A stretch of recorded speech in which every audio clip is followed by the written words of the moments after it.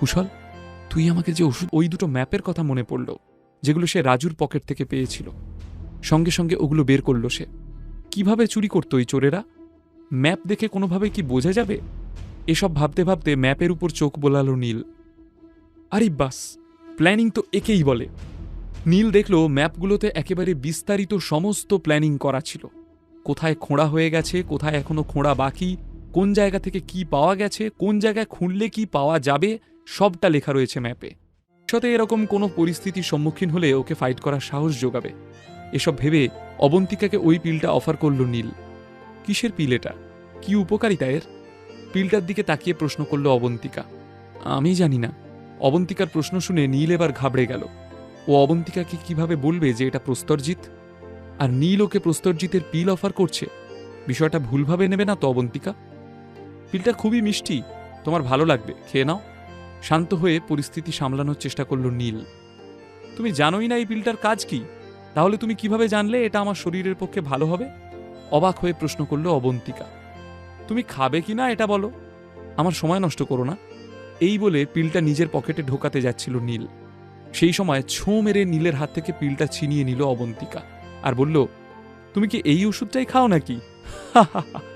তুমি না খেলে আমাকে ফেরত দিয়ে দাও প্লিজ। নীল একথা বলতেই পিলটা নিজের মুখে ঢুকিয়ে নিল অবন্তিকা। মুখের ভিতরে গিয়ে পিলটা সঙ্গে সঙ্গে গলে গেল।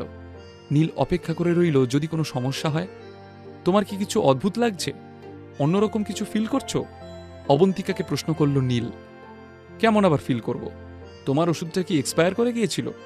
মুখ বেঁকিয়ে জিজ্ঞেস করল অবন্তিকা। আমাকে ওষুধটা অন্য একজন দিয়েছিল, তাই আমিও এ বিষয়ে ঠিক জানি না। নিজের মাথা নিচে নামিয়ে বলল নীল। পিলটা যেমনই হোক, কাজ কিন্তু একঘর করে। এখনই হয়তো অবন্তিকা কিছু বুঝতে পারবে না, কিন্তু যখন বুঝতে পারবে ওর খুবই ভালো লাগবে। ও ভাবতেই পারবে না ওই রকম একটা পিল এরকম জাদু করে দিতে পারে। এসব ভাবতে ভাবতে নীল ওর ফোনের রিংটোন শুনতে পেল। সঙ্গে সঙ্গে ফোনটা রিসিভ করল নীল। হ্যাঁ আদ্রিতা, বলো। কোথায় তুমি? কাল রাতেও বাড়ি ফিরলে না। যত তাড়াতাড়ি সম্ভব সেন্ট ম্যানশনে চলে এসো, মামা এসেছে। আদ্রিতার কথা শুনে নীলের মনে হলো কিছু একটা হয়েছে, নইলে এত তাড়াতাড়ি ডাকার কারণ কি? ঠিক আছে, আমি কিছুক্ষণের মধ্যেই ম্যানশনে ঢুকছি। একথা বলে নীল ফোনটা রেখে দিল। অবন্তিকার কাছ থেকে বিদায় নিয়ে বেরিয়ে ও প্রথমে মিত্র অ্যান্টিক এম্পোরিয়ামে গেল। ওখান থেকে নিজের গাড়িটা নিয়ে সোজা সেন্ট ম্যানশনের উদ্দেশ্যে রওনা হলো। আদ্রিতা কেন ওকে এত তাড়াতাড়ি ডাকল? পার্ক সার্কাসের রাস্তা দিয়ে গাড়ি চালাতে চালাতে সেই কথাই ভাবছিল নীল। আদ্রিতা ফোনে ওর মামার কথা বলছিল।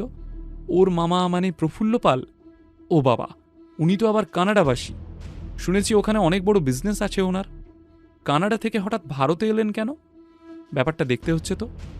সন্দেহের গন্ধ পাচ্ছিল নীল। প্রফুল্ল পাল ভারতে কেন এলেন? ওনার আশাটা ভালো চোখে কেন দেখছিল না নীল? কোনো পুরনো স্মৃতি রয়েছে কি ওর? এতদিন পর তো ওরা সবে প্রেমে পড়তে শুরু করেছে। এখনই কি একে অপরের থেকে আবার দূরে চলে যাবে নীল আর আদ্রিতা?